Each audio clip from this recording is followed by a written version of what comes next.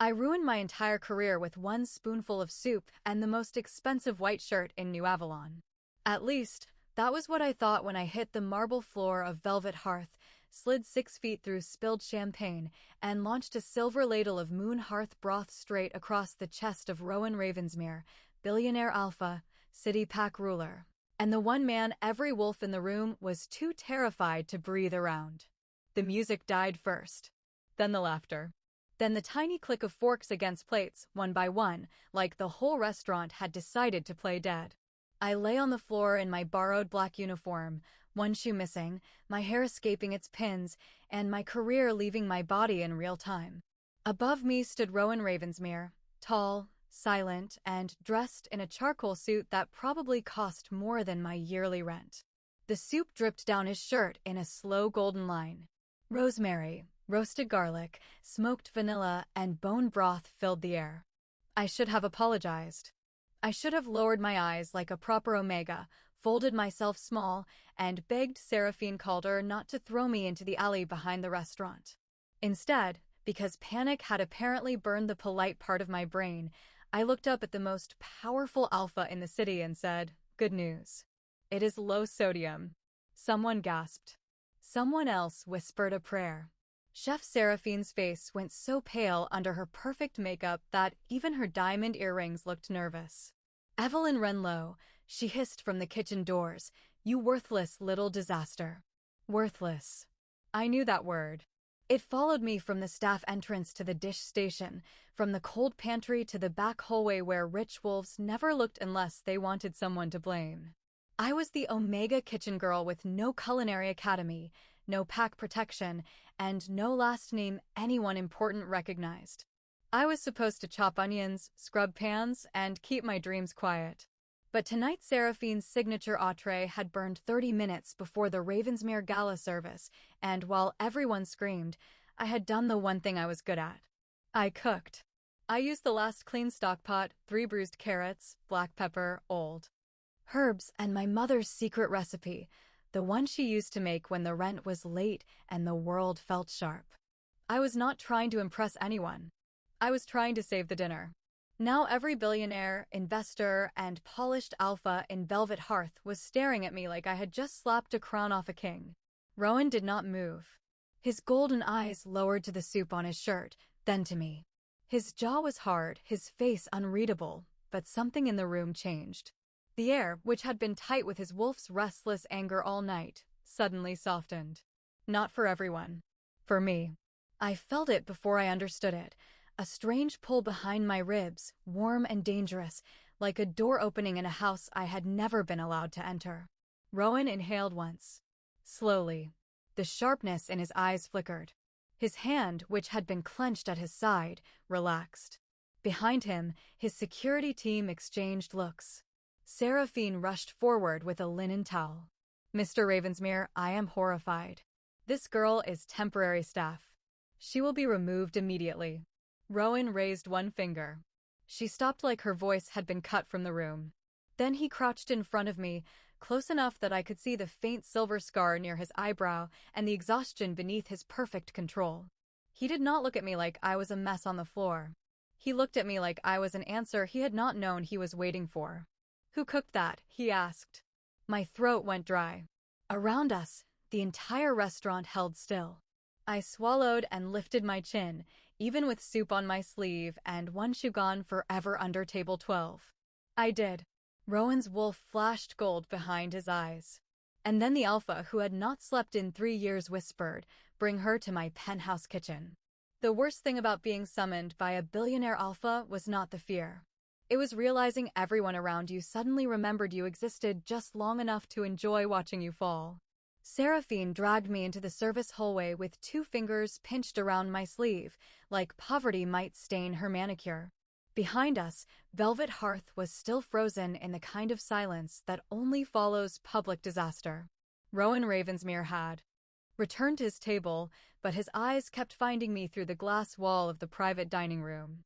Every time they did, something warm and impossible moved under my skin. "You will not say a word," Seraphine whispered. Her smile stayed perfect for the guests, but her voice was sharp enough to cut lemons. "You are a prep girl. You are not a chef. You are not special. You got lucky with a pot of peasant soup. I looked down at my hands. They smelled like rosemary and smoke. They also shook, which annoyed me more than her insult. If it was peasant soup, why did he ask for the person who cooked it? Her eyes flashed. For 1 second, I saw it. Not anger. Fear. Then it vanished under lipstick and diamonds. Because Alpha Ravensmere has been under pressure all evening. Powerful men do strange things when they are tired. Tired. That was the polite word rich people used when they meant dangerous. I had heard the staff gossip for weeks. Rowan Ravensmere did not sleep. He did not eat normal meals. He sent back $5,000 tasting menus untouched. His wolf had snapped at scent therapists, nutritionists, private chefs, and one brave meditation coach from Los Angeles who left his penthouse in tears and a borrowed coat. But he had tasted my mother's broth, and for one breath, the entire room had softened. I knew food could do that. I had learned it in a fourth-floor apartment above a closed bakery on Briar Street, where the heat broke every winter and my mother taught me to make dinner from almost nothing. She used to say, "A good meal does not fill the stomach first, Evelyn. It finds the wound."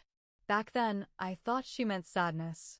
After she died, I understood hunger could be more than empty cupboards. It could be loneliness. Shame. The ache of being an omega in a city that only respected polished alphas and perfect bloodlines. I was 17 when I took my first kitchen job and 22 when Velvet Hearth hired me because their dishwasher quit during a snowstorm. I stayed because I could read a kitchen better than most chefs could read a menu. I knew when garlic had 10 seconds before burning. I knew when a sauce needed salt before tasting it. And, stranger than that, I knew people by scent. Not loudly. Not like alphas did. Mine was softer. Hidden. I could smell fear under expensive cologne, grief beneath perfume, lies wrapped in mint gum. I never told anyone. Omegas who knew too much became problems. Seraphine stepped closer. Listen carefully. You will go to his penthouse tonight, cook one meal, and come back invisible. If you try to use this to climb higher, I will make sure no restaurant in New Avalon lets you wash a spoon. I lifted my chin, even though my pulse was racing. Then I had better make the meal worth remembering. Her smile cracked. Before she could answer, the private dining room doors opened. Rowan stood there, jacket gone, white shirt ruined, golden eyes fixed on me. In his hand was the silver spoon I had dropped. He looked past Seraphine as if she were furniture. "Miss Wrenlow," he said, low and calm. "The car is waiting." Seraphine went stiff. I should have felt victorious. Instead, the back of my neck warmed beneath my collar, right where my mother used to touch when she whispered old kitchen prayers over my head. Rowan's gaze sharpened. His wolf noticed before I did. And when I reached up, my fingers brushed a mark I had never felt before. The moment I stepped into Rowan Ravensmere's private elevator, every survival instinct I had screamed that poor Omega girls were not supposed to rise this high. The car smelled like black leather, cold rain, and alpha power so controlled it felt more dangerous than anger. 40 floors of New Avalon slid beneath us in a blur of glass towers and midnight traffic, while Rowan stood beside me without speaking, one hand in his pocket, the other still holding my stolen spoon like it was evidence from a crime scene. I hugged my coat tighter. "Just to be clear," I said, because silence made me reckless, am I being hired, punished, or quietly removed from society by a man with excellent tailoring? His mouth did not move, but something almost like amusement touched his eyes. "You are being offered a temporary private contract. That sounds like the billionaire version of being kidnapped. You got into the car willingly. Your security guard opened the door like he expected my bones to apologize." Rowan turned his head, slow and unreadable. The golden edge of his wolf looked out through his stare, and my pulse forgot how to behave. My staff are careful because my wolf dislikes surprises. Then he must be having a terrible night. For the first time, Rowan Ravensmere actually looked at me like he might laugh. It vanished almost instantly, buried under the kind of discipline that could freeze a boardroom, but I saw it. The elevator opened into a penthouse that looked less like a home and more like a magazine spread designed by someone who had never spilled coffee in their life. Floor-to-ceiling windows wrapped around the city. The kitchen was all white stone, brushed steel, and perfect silence.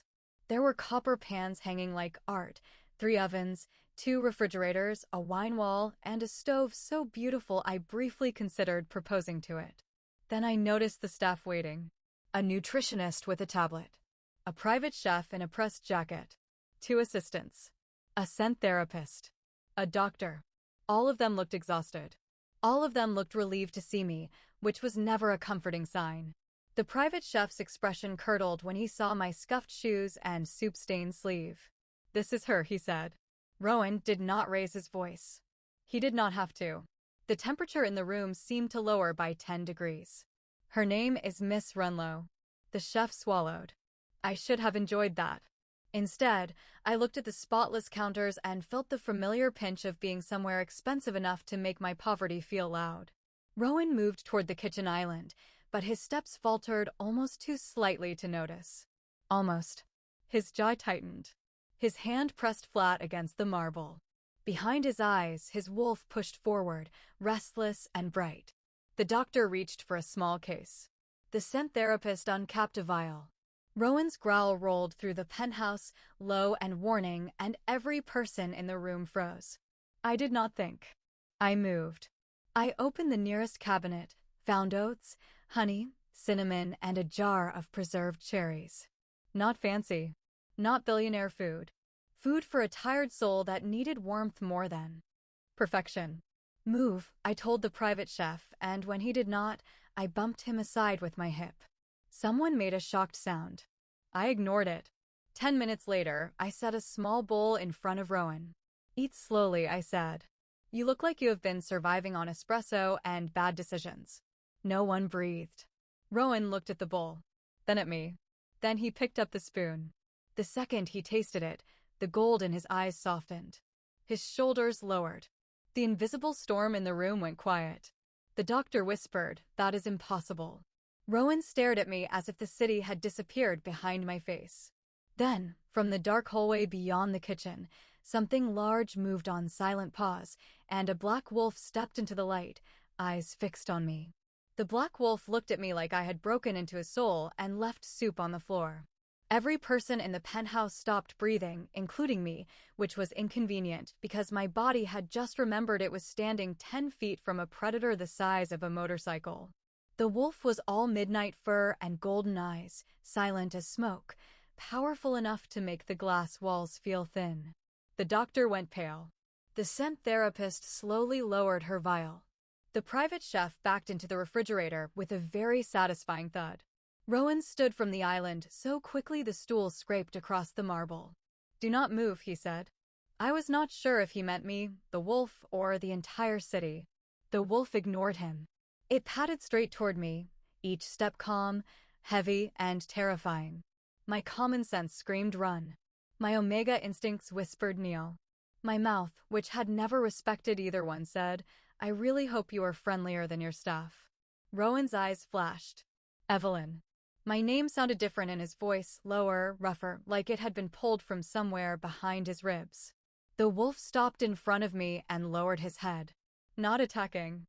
Not threatening. Waiting. I smelled storm rain, cedar, sleepless rage, and underneath it, something achingly lonely. This was not a monster. This was exhaustion wearing teeth. I slowly held out my hand, palm down, the way my mother taught me when I was little and frightened.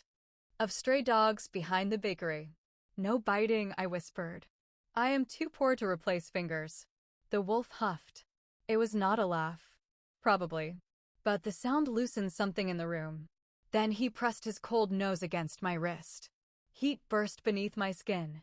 The strange mark at the back of my neck warmed again, stronger this time, and Rowan made a sound so quiet only I seemed to hear it. His wolf sat down at my feet. Not beside the doctor. Not beside the trained scent therapist. Not beside the alpha who ruled him. At my feet.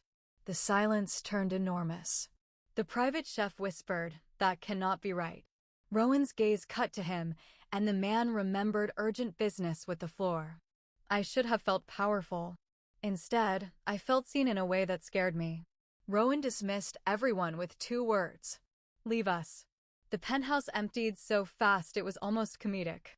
One assistant forgot her tablet, came back for it, saw the wolf still beside me, and decided technology was not worth dying for.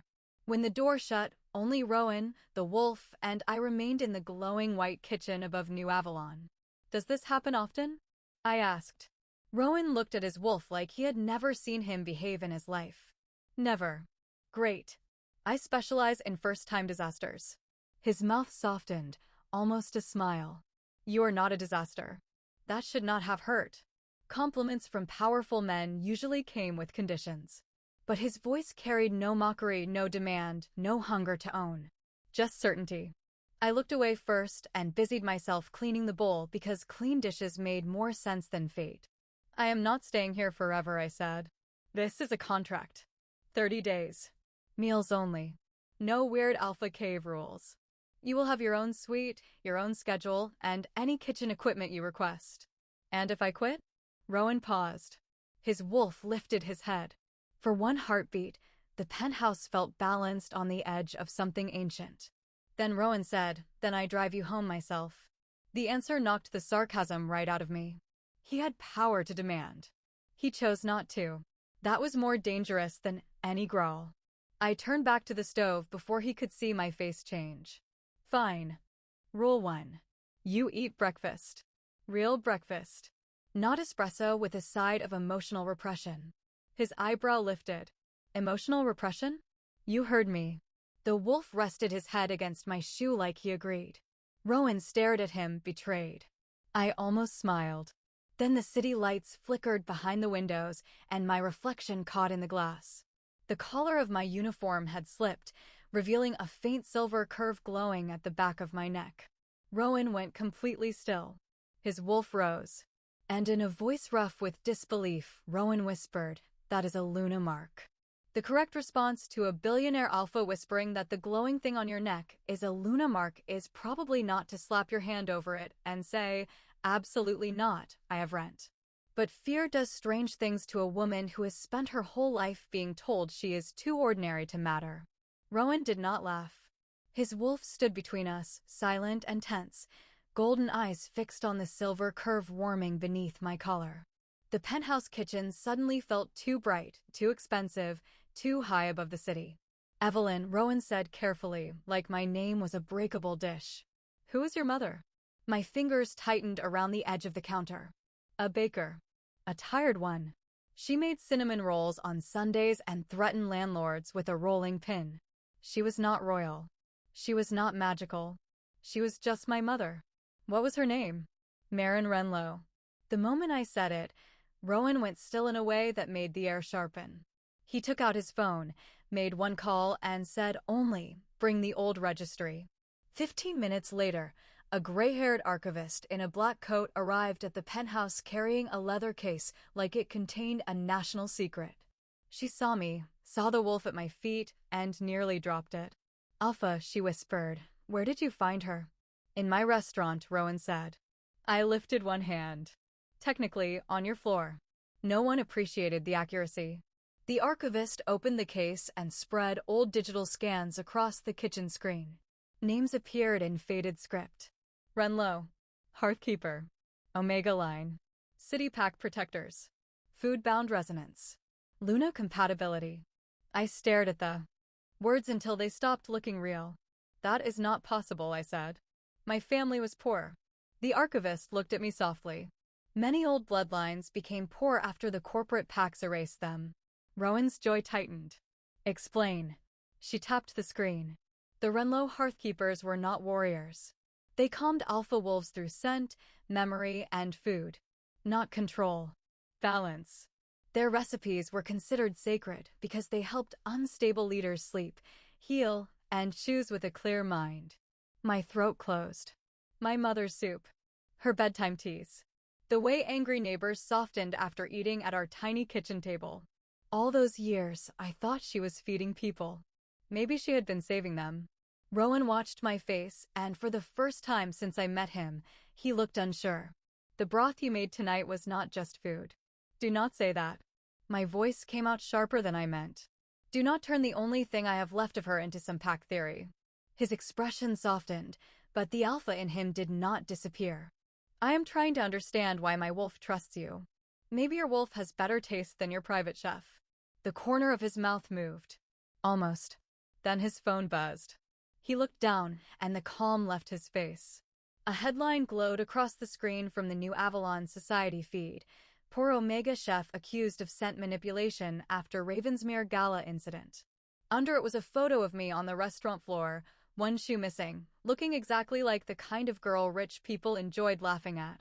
Seraphine Calder had moved fast. My stomach turned cold. She is saying I tricked you. Rowan's eyes burned gold. She will regret it. No, I stepped between him and the door before he could become the storm everyone feared. My hands were shaking, but I held my ground. If you protect me by destroying her, they will say I made you unstable. If you hide me here, they will say I am your dirty little secret.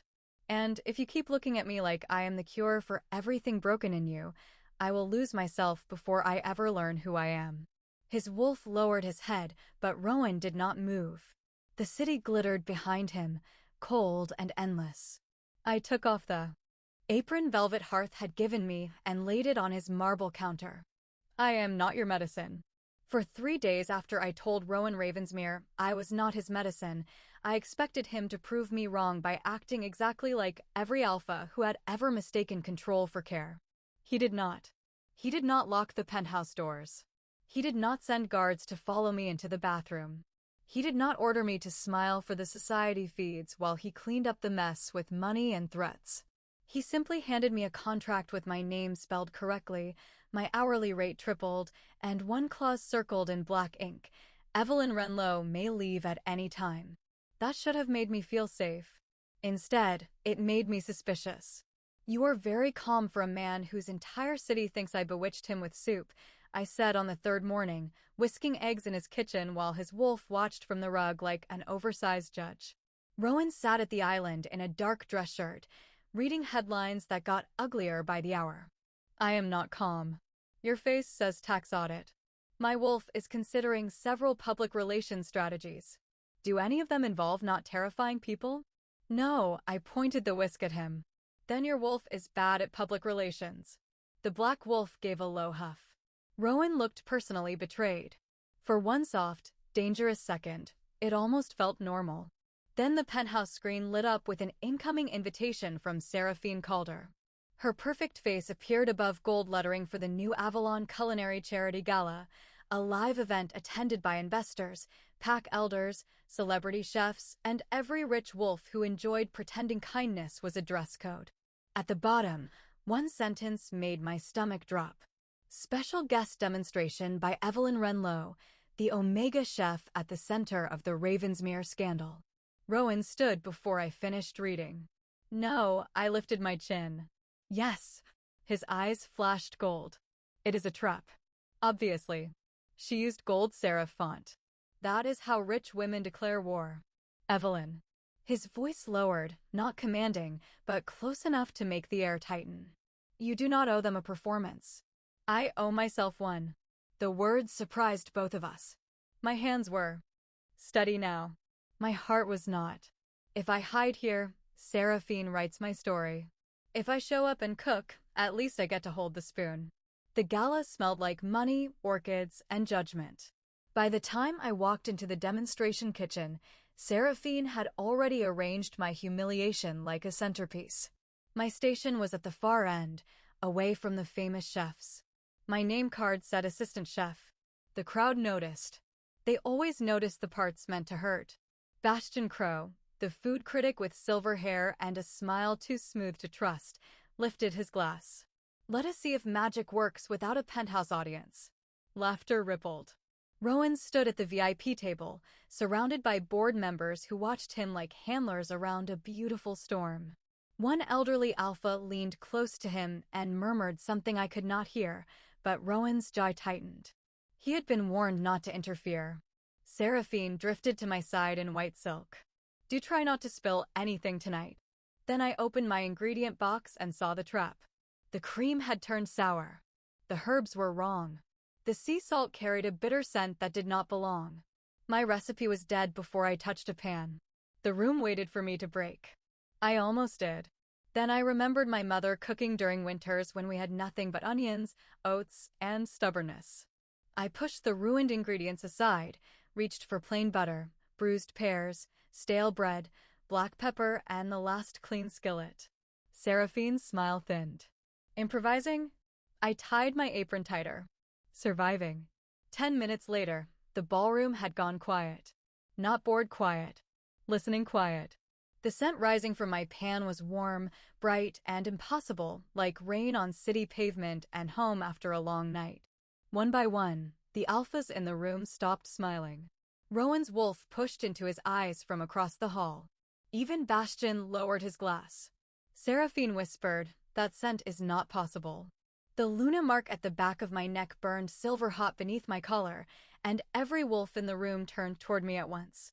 Every wolf in that ballroom turned toward me like I had become the only light in New Avalon, and for one terrifying second, I forgot how to breathe. The skillet hissed softly in front of me. Butter, pear, black pepper, and toasted bread filled the gala hall with a warmth that did not belong under crystal chandeliers and judgmental eyes. Seraphine recovered first. Of course she did. Women like her could turn panic into perfume before anyone noticed the fear. "What a charming trick," she said, loud enough for the microphones to catch. A hungry room is easy to impress when the cook plays with old Omega scents. The crowd shifted. A few people nodded because rich wolves loved any explanation that let them keep looking down. Bastion Crow stepped forward with his wine glass and his poison smile. Perhaps Miss Wrenlow should explain where she learned a resonance recipe that vanished from legal records decades ago. Legal records. The phrase landed like a trap snapping shut. If I said my mother taught me, they would accuse my dead mother. If I stayed quiet, they would accuse me. Across the room, Rowan moved. The elder beside him caught his sleeve, warning him without words. The message was clear. If he stepped in, they would say the unstable alpha had been bewitched by the poor Omega chef. His board would panic. His pack would whisper. Seraphine would win. So I did the only thing left. I picked up the plate myself. "I learned it in a kitchen where the ceiling leaked," I said. My voice shook at first, then steadied. "I learned it from a woman who fed neighbors who could not pay her, children who were scared, and alphas too proud to admit they were lonely. If that is illegal, then your laws are hungry." The ballroom went silent.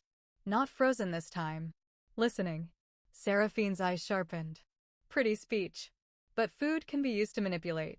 "Yes," I said, and turned to Bastion. "It can." His smile flickered. I lifted the small jar of sea salt from my station. "Someone changed my ingredients tonight. This salt carries a bitter metallic scent. Not enough to harm a room full of alphas, but enough to ruin a recipe, raise suspicion, and make me look like a fraud." Bastion's glass paused halfway to his mouth. "That is a serious accusation from a prep girl." "Assistant chef," I said, tapping my name card. "Apparently." A few guests laughed before remembering they were supposed to be cruel. Seraphine reached for the jar, but Rowan was suddenly there. He did not rush. He did not roar. He crossed the marble floor with such controlled power that the string quartet stopped playing mid-note. The room parted for him, not because he asked, but because every wolf instinctively knew better than to stand in the path of an alpha who had made a choice. He stopped beside me, close enough that his warmth steadied my hands, but not so close that he took my place. "Miss Wrenlow made an accusation," he said. "Test the salt." Seraphine laughed lightly. "Rowan, surely you are not taking kitchen gossip over the word of your executive chef." His eyes moved to her. "I am taking the word of the only person in this room who noticed the sabotage before serving it." The publicist at the side table went pale. Bastion set down his glass too late. A staff chemist was summoned from the catering team, and the test took less than 2 minutes. The strip turned dark. A murmur rolled through the ballroom like thunder trapped under glass. Seraphine's smile vanished. Bastion stepped back. Rowan looked at me then, not like a savior claiming a prize, but like a man proud enough to burn and careful enough not to touch without permission. "You were right," he said quietly. "They tried to make you look dangerous." My throat tightened. "And you believed me." "My wolf did first." A soft laugh escaped me before I could stop it. Then Seraphine lifted her hand, flashing the silver Luna candidate ring the pack elders had given her months ago. "This proves nothing about her," she snapped. "I am still the chosen candidate." The Luna mark at the back of my neck flared so bright the chandeliers seemed to dim. Seraphine's ring split down the center with a clear, delicate crack, and every wolf in the ballroom heard it. The sound of Seraphine's Luna candidate ring cracking was small, delicate, and absolutely devastating, like a champagne glass breaking in a room where everyone suddenly remembered they had lied. For one breath, no one moved. Seraphine stared at her hand as the silver band split open around her finger, its polished surface dulling as if the moonlight had been drained from it. Then the whispers began. Not loud, not brave. The rich never panicked loudly at first. They murmured into crystal glasses and behind manicured hands, trying to decide which side history would punish. Seraphine recovered with a laugh so thin it could have sliced paper. "A theatrical reaction," she said. "Old jewelry fails. That is all." I wanted to believe her. Not because I trusted her, but because the alternative meant the glowing mark on my neck was not a mistake, not a kitchen rumor, not a weird side effect of stress and underpaid labor. It meant something ancient had just called me out in front of every alpha who had ever looked through me. Rowan stood beside me, still as a storm held behind glass. His wolf pressed against the surface of his eyes, but he did not reach for Seraphine. He did not command the room. He looked at me first, waiting. That single pause steadied me more than any growl could have. I picked up the cracked ring with a folded napkin and smelled what no one else seemed to notice beneath the silver polish. Bitter herbs. Cold metal. The same wrongness from the salt. "This was treated," I said. Bastian gave a quiet laugh. "Now she can smell jewelry." "I can smell fear too," I said, looking straight at him. His smile vanished. The room went still again, and for the first time that night, I saw it clearly. The ruined salt. The altered cream. The ring. Rowan's years of sleeplessness. The special menus Seraphine's team controlled. The private chefs who failed one by one. It was not romance. It was not scandal. It was a system. "Your food has been wrong for years," I said to Rowan, softer now. His face did not change, but his hand curled against his side. "Explain." I turned to the catering table and lifted a small bottle of truffle oil from Seraphine's service tray. "This oil has the same bitter trace.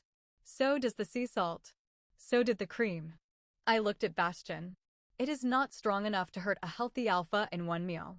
But over time, it would keep a wolf restless, irritable, dependent on whoever promised relief." The old pack elder at the VIP table slowly stood. "That is a serious claim."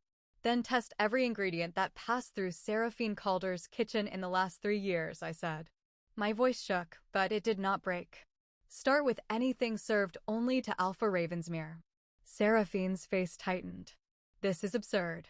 She is a jealous Omega trying to steal a place she was never born to hold." Rowan stepped forward then, and the whole ballroom leaned away from him. "Careful," he said. "One word. Quiet. Final." Seraphine looked at him like she expected protection from the very man she had been poisoning with smiles and perfect plating. "Rowan, you cannot let her do this." "She is not doing anything," he said. "She is telling the truth." Something in my chest ached at that. Not because he saved me, but because he believed me before the proof was finished. The staff chemist tested the oil. The strip darkened. Then the cream. Dark again. Then the preserved herbs from Seraphine's private case. Darker. The murmurs became thunder. Bastian took one step toward the exit. Rowan's security moved without drama, closing the doors like night falling over the city. No one touched him. No one needed to. His escape had already failed. Seraphine's perfect posture finally cracked. "You do not understand," she snapped. The pack needed stability. He needed a Luna who could manage him. I felt Rowan go cold beside me.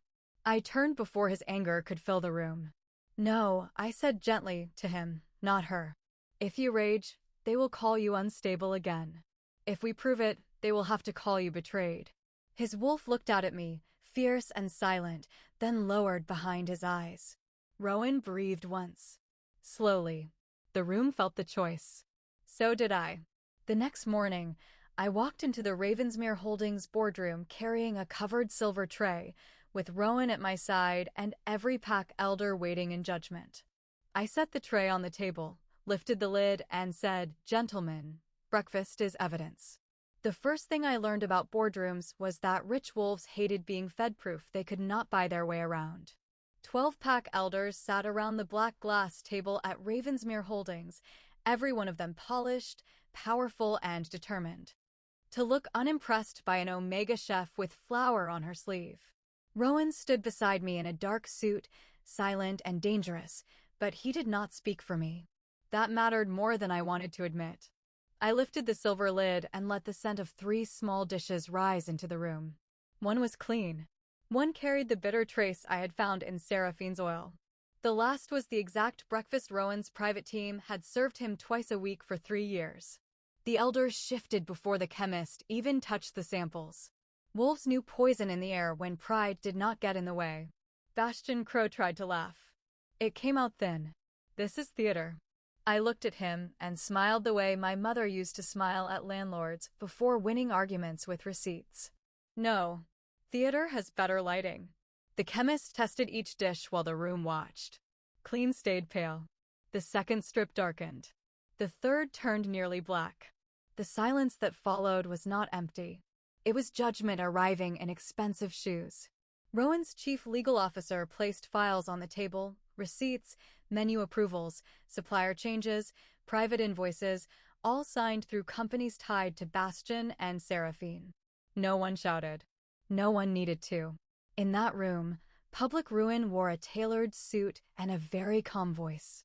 By noon, Bastion was removed from every Ravensmere board and placed under formal pack investigation. Seraphine lost her restaurant contract, her Luna candidacy, and the polite smiles of people who had loved her only while she looked untouchable. The same elders who had called me a risk now avoided my eyes like I might season their shame. Then Rowan stepped forward. The boardroom seemed to shrink around him.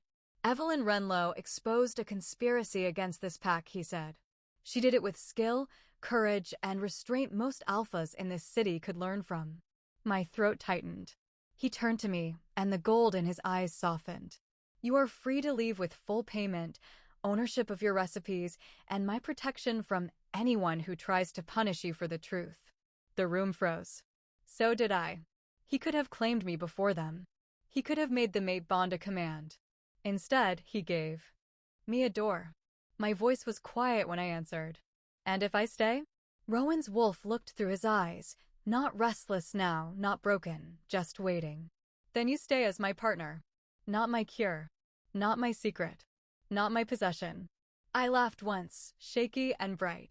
"Partner sounds expensive." His mouth softened. "I can afford you." That should have sounded arrogant. Somehow, it sounded like home. That night, in the penthouse kitchen, I cooked the first meal I chose freely. Rowan sat at the island while the black wolf rested at my feet, peaceful for the first time since I had met him. When Rowan tasted the broth, the Luna mark at my neck warmed like moonlight under skin, and the invisible thread between us pulled tight, not like a chain, but like a promise. I did not become Luna because the city finally saw me. I became Luna because I finally saw myself. Later, a courier arrived with a wooden recipe box that had belonged to my mother. Inside was a faded card in her handwriting, and beneath the first line, my breath stopped. It said, "The alpha you calmed is not the first Ravensmere our bloodline saved."